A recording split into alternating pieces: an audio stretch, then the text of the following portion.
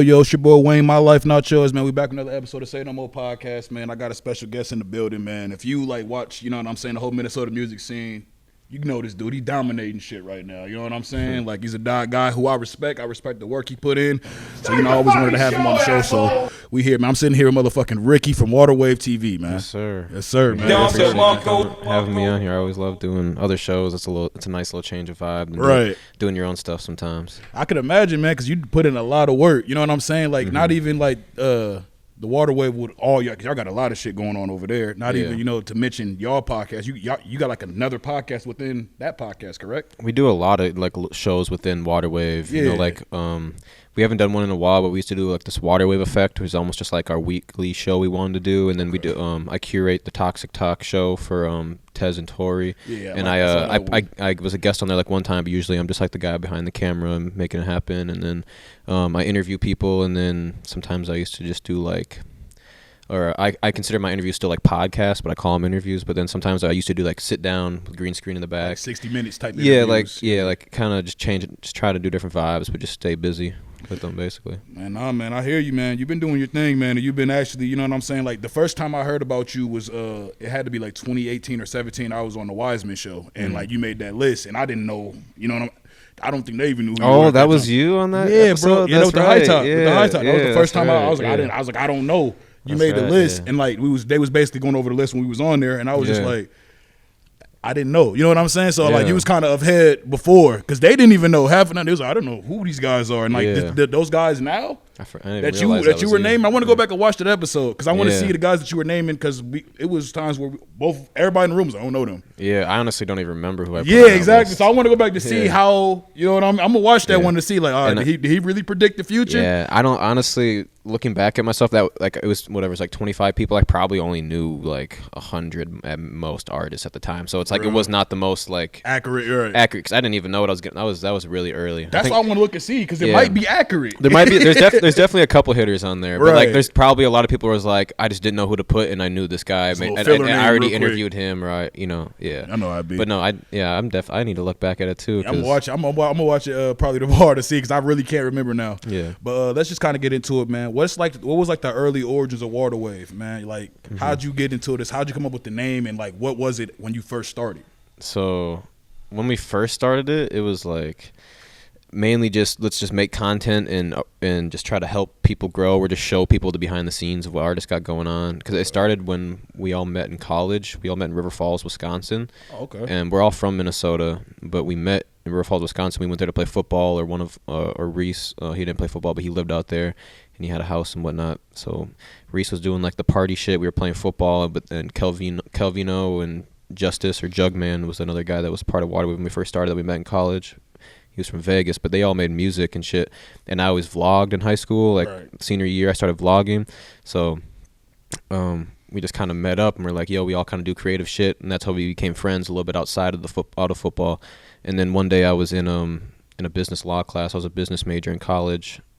This was my freshman year. We had a business law class where half the class were music artists and the other half were record labels. Right. And I happened to be on the record label side, like to where you had to match up with someone. Like I was like Atlantic Records, and we had to try to sign Drake, whoever was representing Drake on the other side or something like that, right? Right. And I'm always the type to sketch in my notebook, so I started sketching just like my own record label, and I came up with Waterwave, because I always drink water. You know, when you're playing football, you have to have water with you or whatever. Like, so I would just like I came up with Waterwave while I was sketching, and then it just started ringing really well. And I remember going to like the computer lab after making the graphic, and then just presenting them with the idea and the logo at the same time, like Waterwave Records. What do we want to do with this?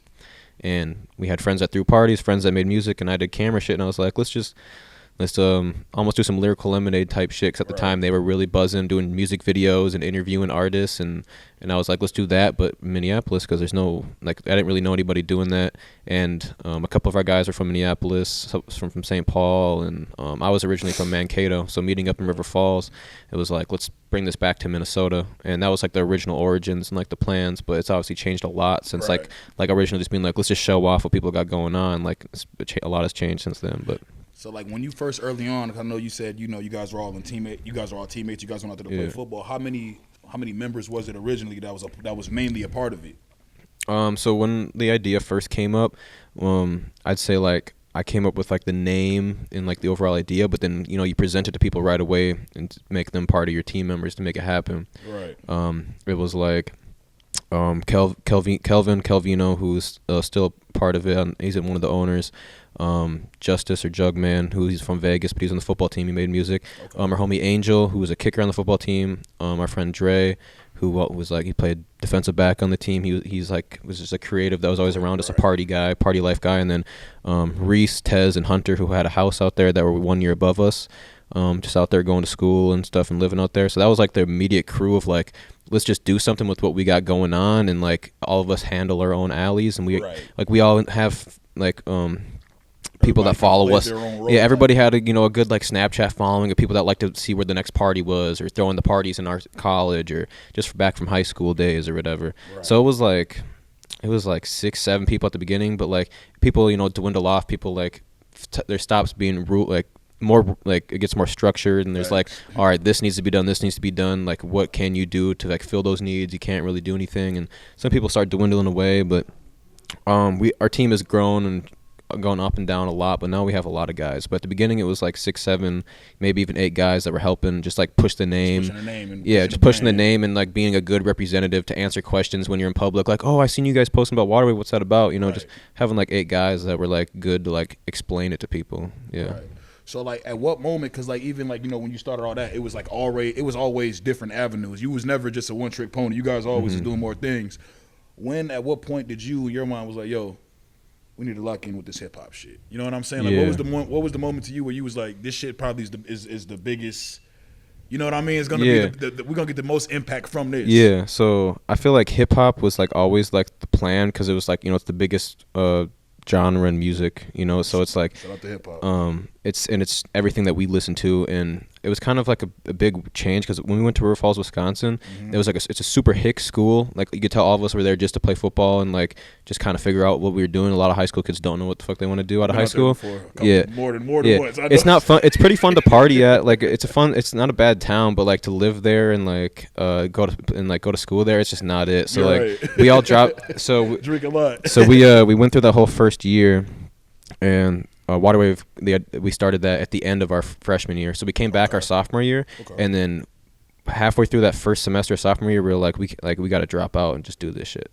So like we basically all quit football, because I told the coach I can't show up to this and that because I'm busy doing Waterwave shit. Was the parties that crazy? Was the impact that crazy? Were you like, well, it wasn't even really the parties. It was more of just like all of us had the same idea. We just kept just writing, just coming. Like one of our friends had a house and we all lived in the dorm, so we would just meet up at his big house in River Falls and just plan ideas all day, smoke weed, and just plan ideas. Like homework was not happening.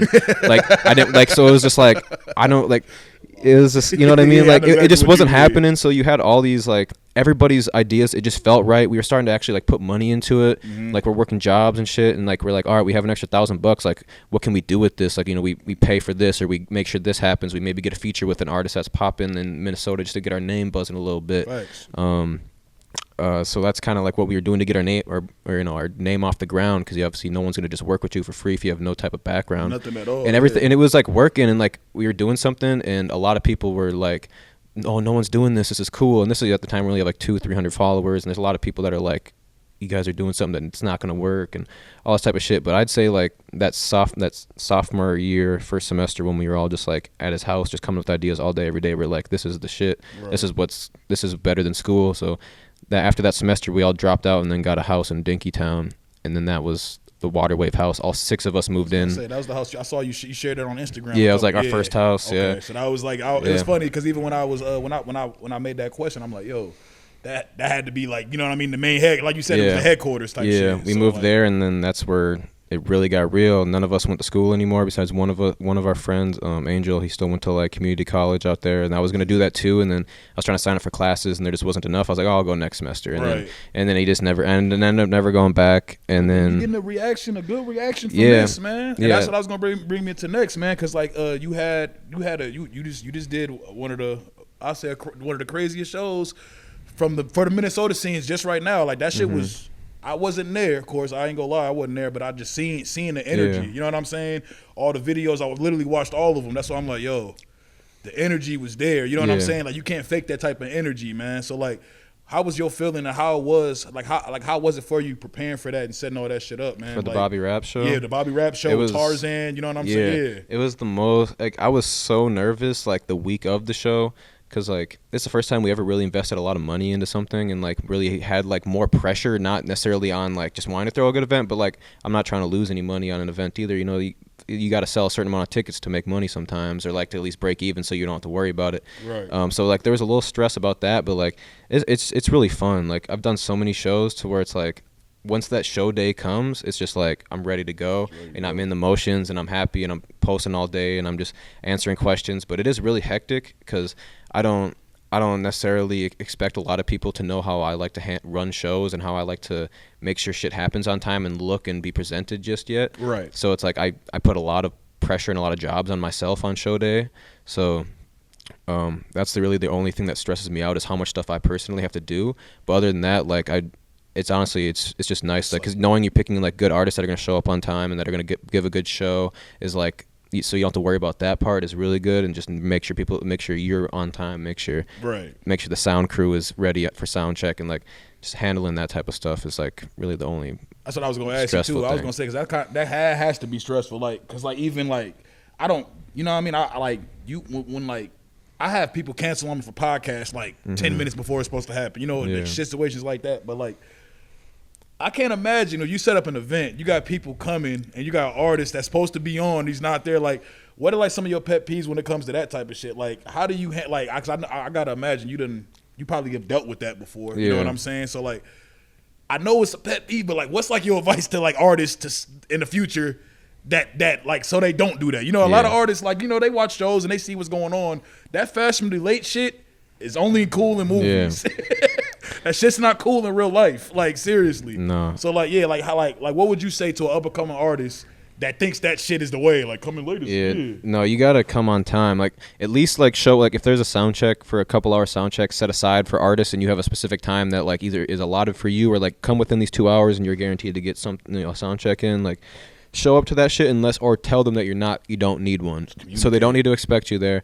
And then if you're just for the promoter's sake, like if you're supposed to perform at 10 o'clock, be there by 9, just so they know you're there. Check in with them. Like they're like, luckily everybody I've done a show with has like basically showed up, or people have canceled on me like the last minute or whatever, like a couple hours before the show, to be like, oh, I can't come anymore or something. But they at least like let me know, so it's not like no call. But yeah, definitely at least let people know that if you can't go, but let them know as many days in advance as possible, because someone could have had that time slot. And that's a big thing too, is everyone always wants to perform and it's asking like, can you make another 5 minutes for me, when I say no, and then all of a sudden someone didn't perform that was on the flyer, and there's 50 people that would have loved that opportunity. Then you just feel bad for like wasting 15 minutes. So don't waste someone's time. Just communicate, man. Yeah, just communicate. Let them know. Just let them know.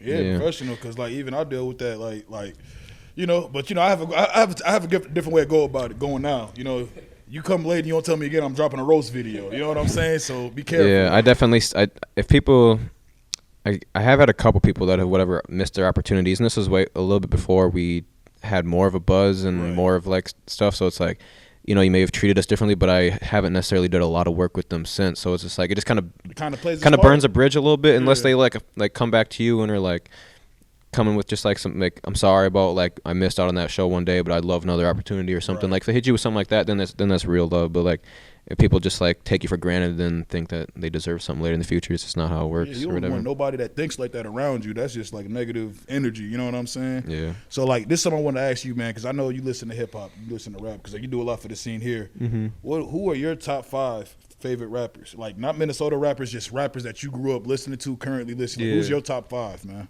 Then I'm gonna ask you the top 5 Minnesota artists. Okay. Shit. I'd say my, like, growing up and currently, like, combined, one of my favorites of like this generation or previous generations is like Trippie Redd. If you're going about new school, I like Trippie Redd a lot, and like all the people that are kind of like people that are like under him, like the Sofagos and stuff like that. But I'd say Trippie Redd. I was a big Wiz Khalifa fan growing up. I fuck with his shit a lot. He changed the game. Definitely. I love Kid Cudi. Some of my favorite albums ever. Kid Cudi, Kanye West. So Kid Cudi and Kanye were like a duo. Bro, they like, man, you know what I want him I know we won't probably get it now, but Kanye, Kid Cudi, Childish Gambino, like make like some, just collab on something. I don't care what it is. Y'all niggas can make like macaroni. We just want to see what, you know what I'm saying? Like, have all three of them? I don't know. That'd be crazy. He's an undercover genius. I read about that. I heard about Right, but yeah, who else you said? I say other than that, Chief Keef was definitely like my intro to hip hop. Like I think last time I answered this question, I completely forgot about him, but he was like probably like the reason why like my brain switched and was like hip hop and not like pop or radio music. Right, you know what I mean? Like Drake and shit was like my intro to like hearing about like, oh, what is this like swearing in music and shit like that. You know what I mean? Like, and then Chief Keef came out. Like a different reality. Yeah. Like, oh shit. Yeah. He about to blow up New Jersey. Like, what the fuck is he talking about? Yeah. So Trippie Redd, Chief Keef, Wiz Khalifa, Kanye West, Kid Cudi. I mean, there's a few that are like very interchangeable, but I mean, like it's a good like you. I'm a big fan of like Rick Ross, Jay-Z, like, and like guys. Rick Ross too. Like I like more recently, like I've been listening to Jay-Z and Rick Ross more recently than like I ever listened to them like back like 6, 7, 10 years ago. It's like I think the more I've matured, the more I like mature music. Like I'm starting to really like not like a lot of the just talking about fucking bitches, drugs, money, and like there's a time and place for it, a song for it, but like I can't do like a whole album of that anymore. Like I really enjoy like real content, substance. Like get rich music, like Rick Ross and all them and shit like that. But I'd say that's like my broad top 5 list. I like that, man. No, that's a solid list because like you said, like, and you explained it's the time and the place for it. Because like I tell people that like I'm like, because I watch battle rap and I literally really like lyrics. You know what I mean? I like lyricists. I like lyrics. I like metaphors. I like that type of shit. So like when my homies, they see me playing Sada Baby, they'll be like, what the fuck is going on? I'm like, there's a time and place for this, man. So I definitely can understand that shit. Oh yeah, Lil Yachty too. Fire. I mean, you like Rimble? Yeah, I like Rimble. I like that track they got together. I ain't even gonna lie to you. Lil Yachty changed up his whole. Does he? I'll be honest. He does like a lot of shit. I feel like every single time he drops, or at least project wise, he's trying to do something different now. Like that's what I'm trying to prove himself a little bit. All right, man. And the Migos too. So I didn't listen to it. On that song with Rimble, he's rapping like he's from Detroit. I was like, I didn't know. Yeah, he did a whole Detroit mixtape. He's not from there, but he had everybody that's like from Detroit produce it and feature on it. Check that shit out. Was it good? It's decent? Yeah. Oh yeah. Michigan Boat. Shout out to him for making that hit about us, man. You know what I'm saying? I was one of those like, yes, he's talking about us, even though I ain't like it. You know what I'm saying? But who's your top 5 Minnesota rappers? I don't even know. I know that's kind of hard, right? Yeah. Let me just shout out all the Waterwave guys. So if I can't put them in there. Shout them all out. I guess like we never really like fully like promote like an artist or anything, but you can kind of tell like who we post more on our page or whatever. But it's like Kelvino, Tracy Green, Jake Giller, like the 3 main guys. I hear a lot about him. And we do a lot, like all of our shows are usually involved with them because like obviously if we're putting the time and effort into it, we got to like put on our guys as well. But we just acquired or however you want to call it, but added another guy to the team, Kumo. He's like a younger guy. He just graduated high school. And then Ouija is another guy that's part of the Waterwave team. They all make music, so shout out all them. But like besides like the guys that are like obviously a part of my team, and I would put them on put them in a good opportunity first. Like it's just what you have to do. What you have to do, yeah. Facts. I don't know. Like recently, I've been trying to tap in with like as many new people as possible, so I haven't really been able to like just dive into like one like people and really listen to their catalogs. There's a lot of rappers here, man. It's so many people. But like recently, like I've been fucking with like the NDO crew a lot, like Tarzan and Westside Kobe or King Savage, like those two, those two I've been fucking with their music a lot. They're super talented. Like I feel like a lot of people just kind of like categorize them as like drill rappers or like just hood rappers, but like they have like King Savage. Yeah, Tarzan they can sing. And then like even just I don't even know, like Tay Supreme. I feel like he has a long way to go. Like the Royal Family Music Group. Shout out to St. Paul, man. Yep. The Royal Family Music Group with like Prince Williams, Mac Turner, Prince Riley. Like that crew is super good. I definitely see them making it out of Minnesota. The NLU crew, NLU Skeet, B Money, they're fire. Skeet is like that sounded wild, but Skeet's going to he's about to come up. Yeah, I mean, and if like I don't even know, like I listen to a lot of people, like a lot of the Somali rappers out here really got a lot of talent too, and a lot of. You put me on to some of them. Like, I didn't know. so ones that blew up a while ago and like still have buzz, but don't. But I don't really know where their minds are at in the music career right now. ZR and Lil Mo, like they were doing millions and millions of views. Those are some people that were on that list that I remember we were talking about a while ago. Okay. But like those guys are fire. Martin on the track. Just SDB Tommy is fire. Repo Fox or Fox 9. Like I could list off like that's way more than 5 at this point. But it's like right, there's just so many artists I fuck with. It's like a lot of artists here. Yeah, and a lot of genres too. Like so many different genres of music, like if it's pop or rock or Afro or just hip hop or all the different types of hip hop, like melodic or drill. Like there's just so much going on, and I'd say like everybody that was on like, Nico Slim is super fire right now too. I gotta shout him out. Yeah, Nico Slim. Nico Slim. Yeah, you gotta tap in with him. He's like a pop rock type guy, but he's super talented. His voice is really good. I like different sounds. Like I don't want to see the same shit. You know what I'm saying? Like we need diversity. Yeah. We need variety. You know what I'm saying? Like that's why I like it. Not to mention Casey too. I feel like he goes on talk like. I don't really got to mention him if I don't have to, but like I really like Kanye on Netflix. not more than just like where he's at, but like his music is really good. Like he's gonna make it like soon, if not already has. I feel like he already did. These niggas on the couch with Justin Bieber and Kanye. I feel like he won. Yeah. He's doing a lot. He seems like he's looking out a lot for Minnesota people too. Like he was putting his album together. He had like Jay Plaza out there and a few other Minnesota like cameramen and creatives and stuff with him. So he's trying to keep it like kind of like hometown close knit. That's cool. Yeah.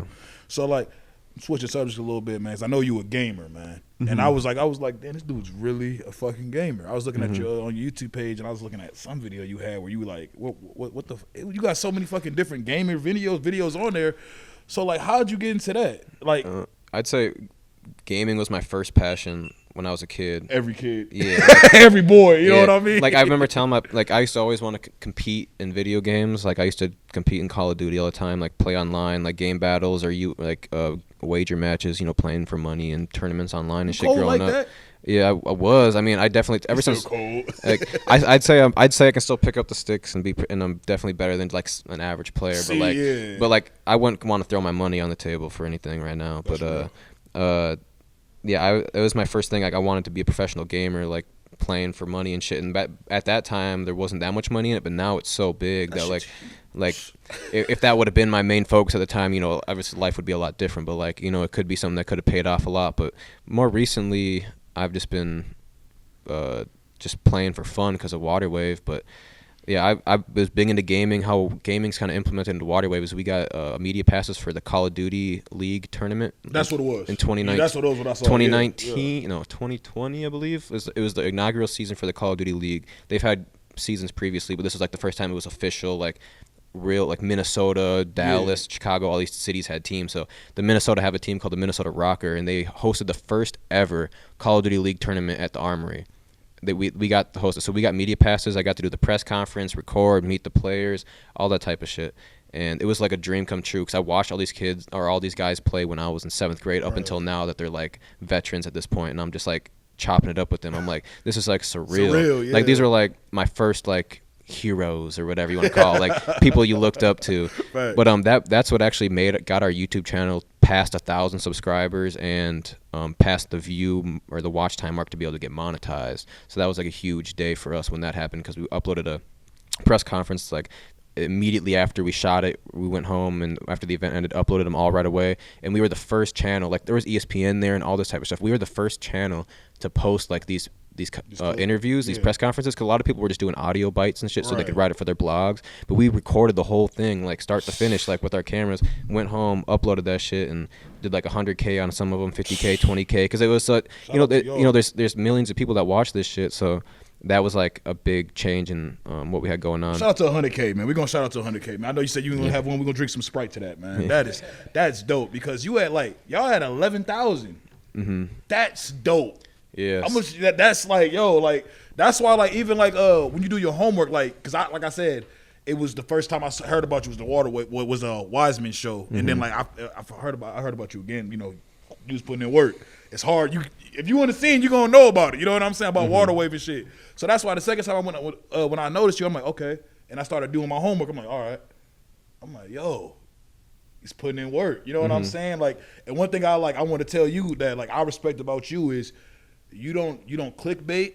You don't get involved in all the weird nonsense, all the weird shit. You focus purely on uplifting and putting on for the artists. So I just want to say I respect you for that. You know what I'm saying? So that's something I kind of take pride in, but like I don't try to like boast that I do. Like, because I know a lot of people like you shouldn't. Like, there's platforms that do like just do anything to try to get you to watch their shit. But I'm more I like to just make like timeless content. Like I'll do a podcast and it may only have like 100 views this week, but like eventually like this guy's like we had a really good conversation that one day something that we said in there, when this person really makes it, is gonna have way more like long-term value than, oh, what did you think about those 5 guys that last week when they talk shit about you on my show? Like, and that's what got 10,000 views this week or something, or this month, you know, like I just like to have genuine conversations with people, and I put it on the internet. And that's really the best way to put it. You know, I am, bro. Like literally, like I like because even like when people come here, like a lot of people, well, it's not a lot of people. There's some people who when I invite them on, they'll ask like, "So can you send me the questions before?" And I'm like,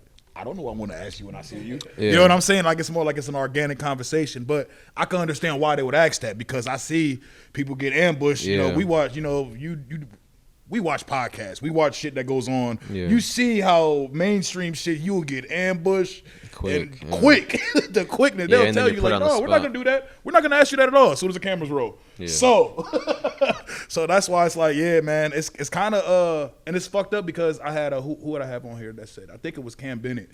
And it's kind of like a drug, because it's like, once you do that shit and it works, it's like, and you know, human mind is going to be like, ooh, maybe this is the right way. And it's like, you get caught in that shit, it's like now people are only going to expect drama. You know what I'm saying? That's why it's like to me there's a thin line between DJ Academic and Vlad. Yeah. Like some people would be like, oh, they're both this, they're both that. Me personally, I feel like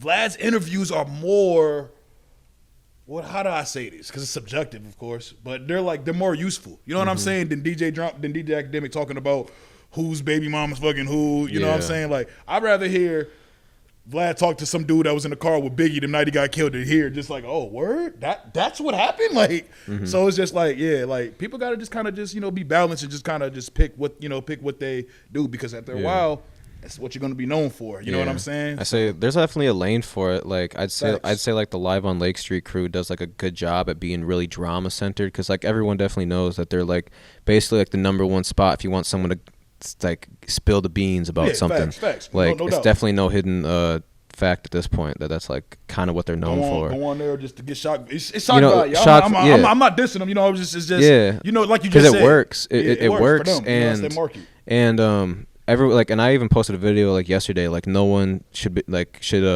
really be able to judge what you're doing on a day-to-day, because like eventually like your long-term plan for this thing could be nothing, could be like it doesn't have to do with drama centered, but you know, like this is what people are going to get their eyes on you, and then you're going to transform that into like doing something better or something. You never know. Like but I think there's a place for it. People love that type of shit. That's the reason why like the Shade Room and like TMZ and like Hollywood Fix and all these things are there. It's like Bel Air got a drama now. Yeah, like it's definitely a lane. It's a lane that's needed, because I think it stirs the pot and it gives people something to talk about, and that's what we need is stirring the pot. When that shit came out with them charging $400, that shit like helped them out a lot. Yeah, I made like 2 videos about them, like you know what I'm saying. So it helps. Yeah, a lot. But you know, that's what it's for. At the end of the day, like you said, it's entertainment. You know what I'm saying? Like, I've never, you know, it's not no, you know what I'm saying? It's not no crazy shit. You know what I mean? I done seen a couple artists say some crazy shit about what they gonna do to people, which is wild. I'm like, yo, y'all gotta be, he's gotta be. I gotta be careful about like. Have you seen some of that shit? Just reading comments like under shit like. I haven't read too many of their comments, but I just know you just gotta be careful, like shit. The type of questions you ask people and the type of answers they give, and like you just don't want anyone to, I don't know. That was a good get point. Hurt, get said, hurt bro. off your show. That's gonna get you sent off, because I ain't gonna lie to you. That was partly like part of my like issue with them, where I was like, bro, besides the clickbait, it was more like, hey, and I ain't gonna spend too much time on that, but I was just more, you know, coming at Jake calling him a culture vulture. I laughed at some of that shit. It was kind of, the jokes were funny. I know Jake. I mean, I don't think Jake's a culture vulture. I just think Jake is doing something different now, because the Wiseman Jake and this Jake are just two different guys, and I think that's just probably why people are just throwing that on him. I personally don't think. I think the people that are calling him culture vultures may not even known he did the Wiseman show is the thing, because they're saying culture vulture and they're just thinking, oh, this is random white guys on this platform interviewing all these people. Like, what is he saying? Like, they don't know. Shit, his Wiseman show was like 6 years. It was like 6 years. So like they had me on. That's why it's like, I get like why. So it's like saying that. I'd say like he's a very like he knows what he's talking about. So it's like you can't really be a vulture if you know a lot. I think it was just more like the research aspect for those people saying it, because like I said, like I know that's why I was kind of more like, bro, Jake, why are you talking about this type of shit, bro? You know that, like, and I get it. It's like, you know what I mean? Like, you're a grown man, you're gonna do what you want to do. But I feel like that was just kind of more like for me personally, because I know him. It was more like Wiseman's was just so positive. You know what I'm saying? It was. Like, you mean like because it's almost like he's like putting some people down, or like. You see what I'm saying? I can see why they think like now that he's like it's switched up and it's not the same. I don't think he's a vulture. I just think that they just do a lot of touchy subjects and it just makes people talk. Facts, really. Yeah. And I agree with that. And I didn't want to spend much time on that. But like, I remember like I only brought that one thing because I remember I saw a couple bloggers, they tried to add Jove into that mix, and I kind of was like, nah. I wasn't. I didn't jump because I'm a person like, because I clearly this is my first time actually meeting you in person and shit. Yeah. But from the energy and what I saw, I wasn't feeling that. I was just like, nah. But I didn't say shit. But it was more one of the things I was like.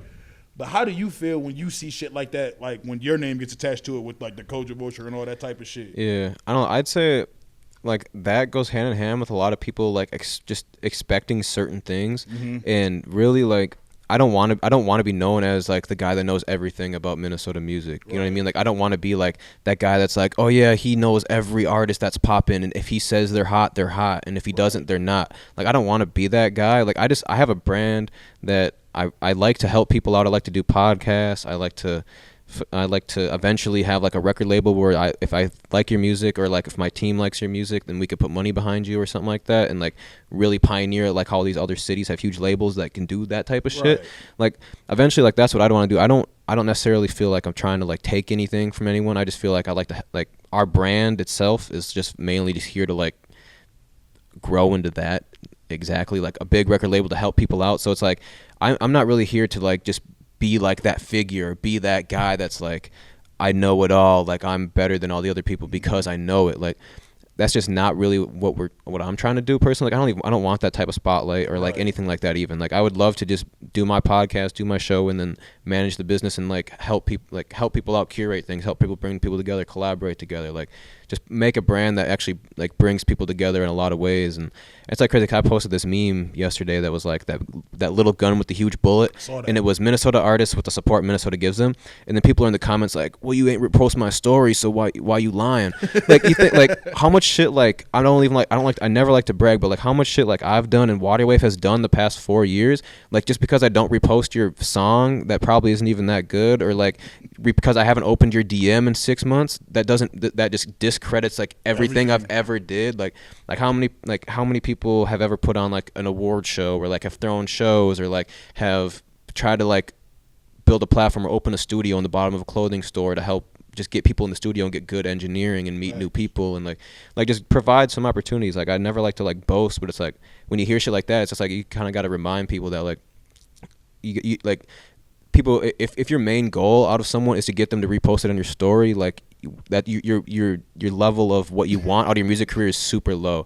And like people are like kind of go back at him in the comments like nah, I booked a studio session there, they're great people there, and like I got to make a song with their engineer and they gave me some tips. And it's like, yeah, like that's why we're trying to make as many physical opportunities as people as possible, like not just like, oh, I'll repost you online. Like I want you to have physical opportunities that you can come interact with and actually improve your life or improve your career. So it's like it's very weird, like when it comes to like people thinking that you're supposed to be doing something else, but really like how you gonna say like how I'm trying to build a brand, right? Like it's way deeper than just being like I have the hottest page that posts all the best music. Like that's not even what we do. Like I don't post music that much. We just post our own shit that eventually is gonna shine light on the people that we have interviewed or have done shows with or recorded their concerts and went to their studios. Like I don't know. Man, that's the best answer, man. Yeah. I'll be honest. That was like the best answer. I literally, I'm like, wow, that was the best answer because, like I told you already before I even answered, I'm like, I didn't agree. I'm like, y'all gotta relax with that bullshit now. Like y'all just saying anything, and that's like, yo, it's people like that. I say it all the time. Like, yo, stop being a hater. You know what I'm saying? Like. Yeah, I ain't gonna spend too much time, but I'll get to talking shit about. I swear, and even people like someone like posted today was like, "Water Wave ain't on shit. Y'all lying. Y'all don't do shit for the community." I fuck with at whatever other page they said. I saw that shit. And I clicked on Dude's page, and I was confused. I'm like, who was he? And then I reposted and I said, "Damn, I guess we don't do nothing for the community. Can't please everybody." And then he replied, and he like reposted the repost and said, "He's like, nah, you know, it wasn't. It's really more than that. But you ain't replied to my DM yet." And I was like, so. Like that I was like, you just basically I haven't replied to your DM, so that like discredit. Like basically, I'm getting back to saying like that just discredits everything that the brand. Everything's done. You know what I'm saying? So if my question to that dude that did that is, if he would have opened your message, would you still would have said that? No. You wouldn't have been saying that. And it's funny, like some guy was like mad at me for not reposting. Like he's like, you ain't never look at my music. So I replied to a song and I was like, oh, that's smooth, but like whatever, fix this and that. And he was like, oh, thank you so much, I appreciate it. But like you were just mad as fuck in the DMs for me. Like replying now, you're happy as hell. It's just like, see, you're doing something right, bro. That's why you're doing something right, bro. Like when people is mad that you're not paying them attention, and then when you pay them attention, they're like, oh, he notices me. Mm-hmm. It's like y'all see Longest Yard when the big dude got his nose broke. Oh, yeah. He apologized to me. Yeah, he apologized like how he walked off all jolly. Yeah. Like it's some weird shit here, man. Like the entitlement here, it fucks me up because I got friends that do music. I know people that's been doing music their whole life, and like I said on here like the last couple episodes, like I call these dudes by their rap names now. I swallowed my own pride, pause, and I'm just like, yo, I'm just literally about to, I'm gonna call these dudes by their rap name to boost their ego and uplift them. Mm-hmm. And like I do that, and then these niggas still act like that's not enough. So that brings my next question, man. How do you feel about the Minnesota music scene, man? You damn near are the Minnesota music scene. I'm gonna give you some. It's grown. It's grown a lot since we started, and I've seen a lot more people I feel like have to put the gas on the pedal and take it more serious, because or else people like. I'd say, I don't know, it's like we're very new. It's like we were a newborn baby in the music scene, and we are still only a year old at this point. You know what I mean? It's like nothing changed. Like I don't know. Like we have the talent is there, but there's just not the community and the buildings in the industry, and that's like what we're trying to build. But it's like it's a lot of kids, or not kids, but like 20-year-olds building this industry. So it's gonna take time, because a lot of times like. You gotta think like hip hop like 30 years ago, like in general, was like such a smaller place compared to where it is now. So it's like if you just think of Minnesota, or even if you just go by state, like or city by city, like Chicago 30 years ago compared to now, and like Atlanta 30 years ago compared to now. So like if you think 30 years ago, starting 5 years ago, so 25 years from now, where we're gonna be at, it's gonna be all these guys that are 20 to 30 years old. When they're 60 to 70, they're gonna be hopefully if they didn't quit on their dreams, they're gonna have these record labels, they're gonna have these digital marketing agencies, they're gonna have all these things.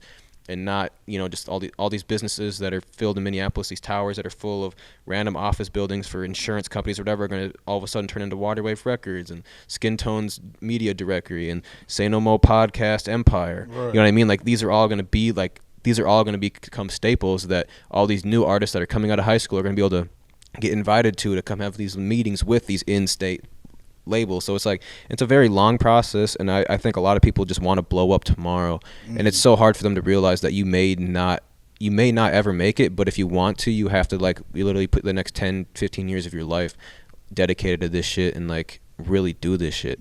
You can't just be like, all right, this year's my year, I'm gonna make it, and then it doesn't happen. Like you can't just give up and then it's just not meant for you. But we still are nowhere near where we want to be. Like the only reason why we're really kind of thriving is because we opened a store, and it's helped us create revenue. But other than that, we just it's nothing too crazy yet. We haven't really did too much with the music dreams that we planned yet. We're just kind of just continuing to grow our name, and it's been 4 years. We've definitely made an impact, but we're not anywhere where we can change anybody's life off one signing of a piece of paper. So it's that's the real goal, right? Yeah. Yep. And that's funny because that's another good response, because I ask artists this and other people that just do stuff here, and it's like they all it's good, you know what I'm saying? But it's like to talk to a person that's actually in position, you know what I'm saying? Like he's the person that's giving y'all, you know what I'm saying? You're one of the people that gives artists opportunity, you know what I'm saying, to show showcase their talents or whatever the case is. So it's like for hear you say that, it lets me know that like, you know, people kind of gotta just, you know, just gotta be more professional. You know what I'm saying? Take themselves a little bit more seriously because I literally like will judge a rap, like even like me and him, like we do this thing where it's like we book people, right, and we notice the rappers always come late. Like they don't even say nothing about them coming late. Like, you know what I'm saying? Like everybody else, if they're even 5 minutes late, hey, it's like, you know, it's communication. You know what I'm saying? But it's just, I agree with that. Like y'all gotta artists gotta just kind of be more serious, use that shit like a job. You know, y'all niggas got jobs. You gotta grow a team around you. You seen like the Kanye documentary. It wasn't just Kanye. Facts. Like you gotta have a whole team. How do you feel about that? Bro, you brought that up. Did you watch? You finished it? Yeah, I watched it. It was super. It inspired me. We actually, it was like the day after the first episode came out. Ricky from Packed House hit me up and was like, "Shout out to Ricky." We're gonna work on this like water wave documentary project, and I was like, cause I was feeling, it's weird. I was inspired by it too, and he does this shit. So I mean, that probably wasn't a direct correlation, but maybe rang a bell in his head that like maybe it was time to send that DM that he'd been thinking about or something. But I was thinking about it too, and I didn't know like how to do it, and I didn't even think about asking him to like curate it. So that's something that we're gonna work on together. I think that'd be dope, man. Just, you know what I mean, and like look how they made it. They started filming that shit like. There's nobody in that video knew Kanye would be where he was just from watching that shit. That's why it's amazing to see like manifestation is real, because Kanye was saying this shit like, man, and that's why like the biggest thing I got from that shit, which a lot of people could use in life, is parenting. Look how his mom spoke to him. His mom spoke to him in a way that, I mean, I didn't deal with that. My mom spoke to me, you know what I mean, in a respectful way, in different ways, but like just, you know what I'm saying? I know a lot of keys and plays parts in that, but at the end of the day, parenting is key, man, because his mom put that shit in him, and he is like, all right, you know what I'm saying? Like, it was just kind of sad on that part when his mom died, where it was like, damn, that's literally when the downfall, well, not even gonna say downfall. Kanye wasn't a billionaire before his mom died, right? That's like, just where it became complicated. I feel like I like that word, complicated. That's a fact. That's a fact, man. So, man, this is a question I've been asking people, man. We all in Minnesota, man. How you feel about the Minnesota dating scene, man? Yeah, man. I'm cuffed up now. Cuffed up now? All right, that's real. But I didn't have a girlfriend until I had one in high school and then broke up, and I just got a girlfriend like 6-7 months ago now. So it's like, I don't know. It was, you see, it's a lot of the same people when you go out to recycle. Like. That's another word of saying recycle, like everybody else been saying. Like I guess that's like the best way to put it, is you just see a lot of the same people when you go out. And to the same clubs and the same days, the same times. You know, it's a lot of the same. So I never was really like looking for a girlfriend until I found her, I guess. So it was like I wasn't really on the dating scene. You wasn't really out here like that. You was just, I mean, that makes sense, man, because like shit. I didn't really want a girlfriend until I was ready, because like I was just so busy with Waterwave, and then eventually I was like, I've been working too long. I need like someone to go home to. Got to, yeah. Like that was literally like what it was coming down to. I was like, I can't be going home lonely, empty-handed every single night for us like anymore. Like this shit's not every Monday through Friday with no nothing. Like no interaction with the female at all, unless you go to the club and talk to somebody. It's like yeah, man, and you already know, like the club, like that's not the place you find a girl, man. The club is the biggest home. I said it in the Just Jimmy episode. It's the biggest homeless shelter in the world, man. And I say that because I know people that go to the club every weekend and they don't have their own home. Just trying to go spend the night somewhere. That's why they hate them couches. That's why they disrespect the couches. They got to sleep on that shit as soon as they leave, man. I've seen one couch that has 1,000,000 holes in it for females. Huge. Dead ass? Holes. Hey, I can only imagine them stilettos. Oh, shit. That's dangerous. That's dangerous. Man, so like, you do a lot of things. Like, you know what I mean? Within Waterway TV, we kind of talked about it. Are you going to double down on one thing? Are you going to expand and do more things? Or what's the future like? Because, like, you do a lot of shit, bro. Like, and that's kind of why I respect you, because even, like, me right now, I'm working on 3 different things right now. Well, besides with the podcast, I'm doing this thing called Reality, which is going to be like a scripted reality TV funny. It's going to be all comical shit. And then I'm going to the shit that me and bro was talking about, I'm just kind of, I don't know what to call this shit yet, but it's gonna be like me doing interviews, but it's like, it's just bullshit interviews. Like I'm gonna be sitting in the chair right there, and I'm gonna be asking people, like, for instance, I'll be like, so how long So like, how long did you know Ben 10 was gay? You know, I'm just saying, using an example, 'cause he got a Ben 10. You know what I'm saying? So it's like shit like that. So like, even you doing all your shit, it kind of inspires me to do other shit too. Yeah. So like, what's your plans for the future? You gonna double down? Are you gonna go harder? Or are you gonna like just focus more on like, you know what I'm saying? Yeah, Like, what's the I say plans? we definitely have a lot more like expanding to do for sure. Like just we still haven't really kicked off like the water wave gaming as much as we wanted to do. So that's still one thing I always say. I think I've said it in podcasts for the past 2 years that I maybe did it, and I still haven't really did too much with it, but that's there. But I'd say more of like starting to like hire employees to do things that I used to do or like we can't do anymore, or that we need time to do other shit. Like for example, like the store, like all the owners that own Waterwave or any pieces of Waterwave basically work in the store for free, and we just make money off selling shit. Right. So like that's like how like basically getting us out of the store is step one. Getting employees in there, so like I don't have to put 8 hours a day in the store anymore, and I can put 8 hours a day towards media and something else. Doing more shit, yeah. So I'd say, like, for the Waterwave's sake, it's just hiring employees. Like, we've hired a lot of bloggers, studio engineers and stuff, basically to do things that we're not the best at or that we need time to do. We hired editors. So Jackson Bates, he edits all of our podcasts and does a lot of events for us now. So he's like our main camera guy for like every need that we need. Let's see. What else? Personally, like, I'd love to just get to the point where like I'm just in charge of like making sure I do good podcasts. The YouTube videos are like on time, scheduled wise, and I'm recording shit. But I really want to get into doing like funny shit, like how people be like walking around campus and pranking college kids, or like going to parties and asking funny questions. Let's collab, bro. Yeah, I'm the guy. Like, I'm trying to do that a lot this summer, whether I'm the guy on camera or I'm the guy behind the camera. Like, I just want that shit to happen like around and like for the Waterway platform, because I'm a big believer in it. And I'd love to, like, if there's like a kid out there that really wants to do it and like be like that main guy that wants to be the crazy kid for Waterwave, like the Danny Duncans or the Gideons or the Ungetto Matthew type people out there. Like, if there's like someone like that, like I already know a few people like that, but like just doing that type of shit just makes so many people just tap in with you, whether or not like that's what you want as your main alley, but it just opens up so many people to like find out that you do other things. So it's like, yeah, like that. And there's actually a guy from that he went to the U, but he's from Minnesota. His name's Loaf, Lofe, and he's blowing up right now. Like he's passed 100K on YouTube doing like prank stuff. And you know who Gideon is? He's like a prankster on YouTube. He just hit like 1 million subs. But he's actually out here he was on the U of M campus today pranking with Loaf. Oh, wow. And I seen it like right when I was on the way here. I was like, no way. I was like, I watch this dude's YouTube videos like every day or not, whenever he drops, really.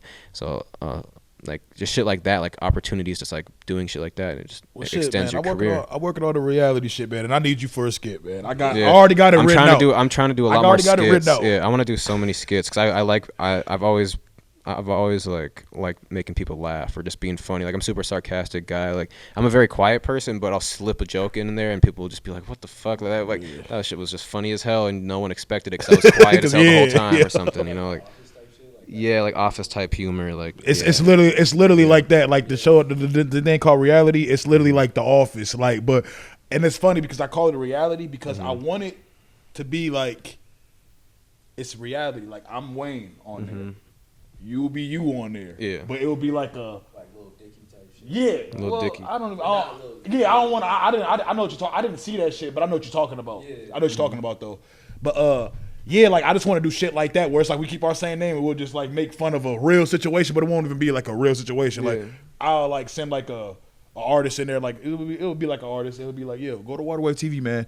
They gonna do an interview for you, man. Then he gonna go in there and like I sent them off. Then you're gonna be like who, you know, it'll be some funny shit like that. Like, I already got the shit written down, bro. But definitely we should work on that because that's just dope. I didn't even know that you was even trying to get into that type of avenue. Yeah, that's what I'm trying to get on. I'm trying to the music shit, like, because to me, I never really started this shit as a music podcast. Yeah. I started this shit because I was a class clown. I was a funny dude. You know what I mean? I was a funny nigga. All my friends and people would be like, yo, you know, and then sometimes I could talk real shit, you know, lecture niggas. But friends just put me in this position to want to do this. But I've always wanted to do more. Like, I'm a big movie buff, bro. Like, we got some movies coming, real movies. You know what I'm saying? Yeah. But, like, all types of different avenues. So I definitely we're going to have to work on some shit in the future. Yeah, that's one thing with like Waterwave TV, like when we have like the ability to like have our own studios and shit, like I want to be able to just put on real films, like either comedy shorts or like music videos that just that really portray like a little like scenes and movies, and like just do extra shit, cuz like